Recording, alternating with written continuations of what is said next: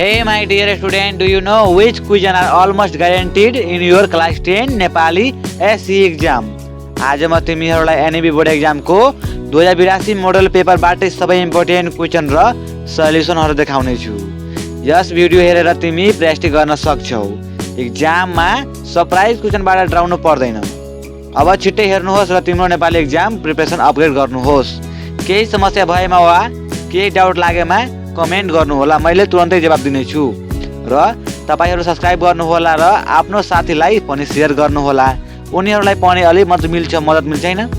र तपाईको एउटा लाइक र एउटा शेयरले हामीलाई धेरै मोटिभेट मिल्छ है। त्यसैले लाइक, शेयर, सब्स्क्राइब गर्न नभुल्नु होला ल।